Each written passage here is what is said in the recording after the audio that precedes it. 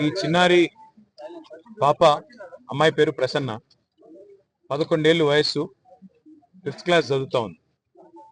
ఇవాళ క్షుద్ర రాజకీయాల వల్ల చిల్లర రాజకీయాల వల్ల ఈ పాప తన తండ్రిని కోల్పోయింది. ఉద్దేశం ఏంది? ఎందుకు వాళ్ళ తండ్రి చనిపోయినారు?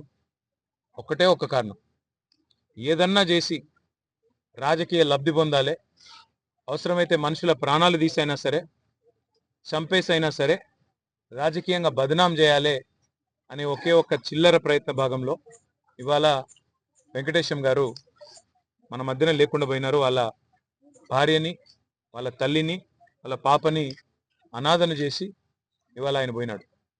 నిజంగా రాష్ట్ర రాజకీయాల్లో 20 ఏళ్ళుగా నేను కూడా ఉన్నా. ఇంకా చాలా మంది పెద్దలు ఇక్కడ ఉన్న వాళ్ళు నాకంటే సీనియర్లు కూడా ఉన్నారు. నేను ఎన్నడూ ఇంత దిగజారిన రాజకీయం, ఇంత దరిద్రపుగొట్టు రాజకీయం మేము ఎన్నడూ జీవితంలో కూడా చూడలేదు. ఇవాళ ఆ పాప అక్కడ ఏడుస్తూ ఉంటే, మా నాన్న రాలేదు అని చెప్పి 3 రోజులు నేను తినలేదని చెప్తుంటే, నిజంగా మనసున్న మనిషి ఎవడైనా సరే కళ్ళల్లో నీళ్లు తిరగక మానవ, గుండె ద్రవించక మానదు. అట్లాంటి ఒక పరిస్థితి.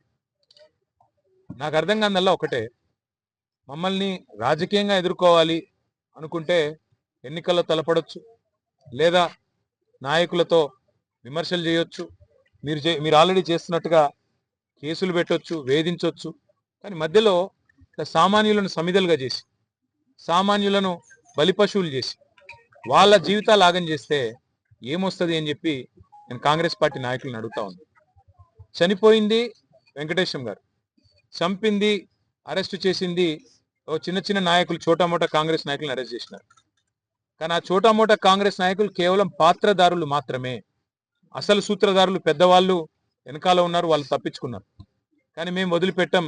ఆ తల్లి కూడా మమ్మల్ని అడిగింది ఒకటే, వెంకటేశం గారి భార్య, అన్నా న్యాయం జరిగేదాకా మాతో ఉండండి అన్నారు. అసలు కథ అంతా ఎక్కడ ప్రారంభమైందంటే, ఈ ఇల్లు మరి కొంత ఇబ్బందికరమైన పరిస్థితిలో ఉంది.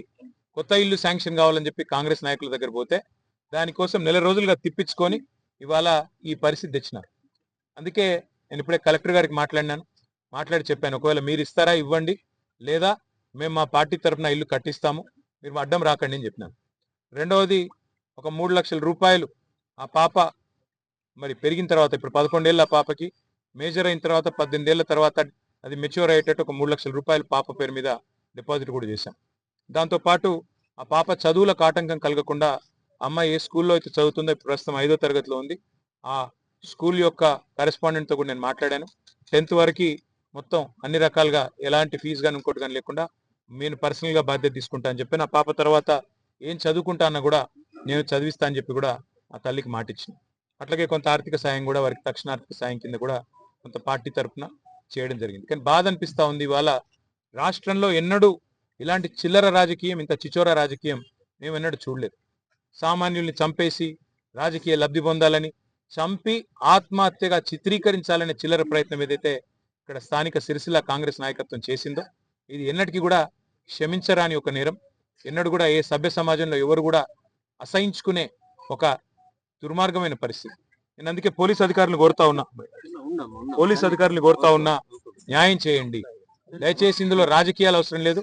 దీని వెనుక ఎంత పెద్దవారు ఉన్నా వారిని బయటికి తీసుకొని రండి, ఈ కుటుంబానికి న్యాయం చేయాలని చెప్పి నేను సిరిసిల్ల ఎమ్మెల్యేగా, వారి ఫ్యామిలీకి మాటిచ్చిన ఒక సోదరుడుగా, ప్రజాప్రతినిధిగా డిమాండ్ చేస్తా ఉన్నా. వదిలిపెట్టం. ఆ కుటుంబానికి న్యాయం జరిగేదాకా కుటుంబం వెంబడ ఉంటాం. ఆ పాప మళ్ళీ పెద్దగా అయ్యేదాకా కూడా నేను స్వయంగా అండగా ఉంటా అని చెప్పి కూడా మాట ఇస్తూ, ఈ నేరం వెనుక, ఈ కుట్ర వెనుక, కుట్ర చేసిందెవరు, నేరం చేసిందెవరు, ఇవాళ కొంతమంది అందులో తప్పిస్తా ఉన్నారు. 5గురిని అరెస్ట్ చేసినట్టు చేసి 2 మాత్రం ఇవాళ రిమాండ్కి పంపించి మిగతా 3 స్టేషన్ బెయిల్ ఇచ్చి తప్పించారు.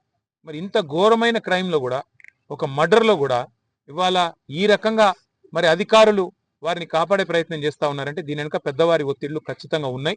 అవి బయటికి రావాల్సిందే. వారికి న్యాయం జరిగేదాకా వదిలిపెట్టము, తప్పకుండా వెంబడబడతామని చెప్పి మళ్ళొకసారి తెలియజేస్తూ, మీడియా కూడా మరి నిన్న మొన్న ఈ విషయం వెలుగులోకి తీసుకురావడంలో చాలా సహకరించింది, వాస్తవాలు బయట పెట్టడంలో సహకరించింది. మీడియా మిత్రులకు కూడా వారికి ధన్యవాదాలు తెలియజేస్తూ, ఆ కుటుంబానికి మేమందరం కూడా సమిష్టిగా అండగా ఉంటామని మరొకసారి తెలియజేస్తాం.